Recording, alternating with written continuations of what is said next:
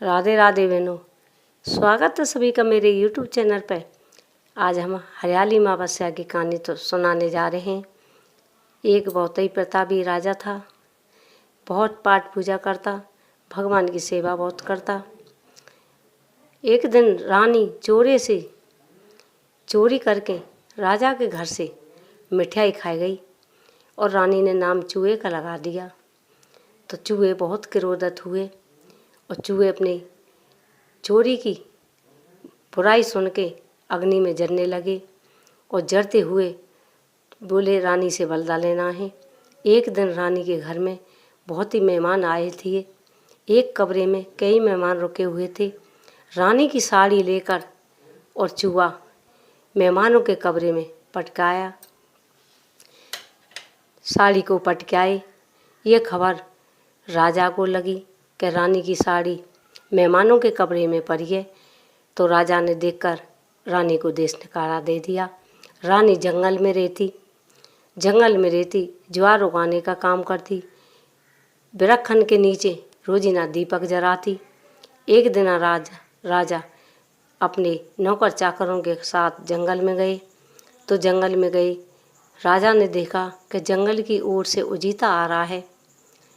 तो अपने नौकरों से कही कि जाकर देखो, हाली हमालिन से कि जाकर देखो ये उजीत और आवाज़ें काई की आ रही है। तो वे गए तो दिए आपस में बातें कर रहे थे। तो एक दिया बोला, भाई देखो रानी निर्दोष है, रानी ने मिठाई खा ली। तो चूहे ने बल देते रानी से बदला लिया, साड़ी मेहमानों के कमरे में डाल दी और राजा ने उसको निकाल दिया। तो रानी निर्दोष है, रानी का कोई दोष नहीं है। तो ये बात नौकर चाकरों ने सभी बात राजा को बताई कि दिए आपस में बातें कर रहे हैं और ऐसे बात है, रानी निर्दोष है। तो राजा बहुत ही कृपा से और समझदारी से रानी को घर ले आया और रानी खुशी खुशी राजा के साथ आ गई। और दूसरी कहानी यही अमावस्या की और सुनाते हैं।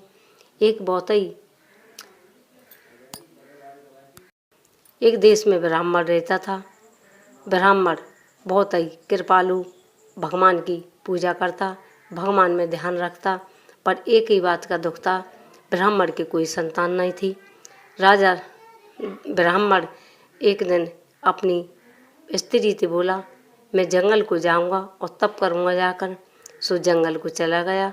जंगल में जाकर उसने तप किया और एक दिन क्रोध में आकर वृक्ष पर फांसी लगा ली।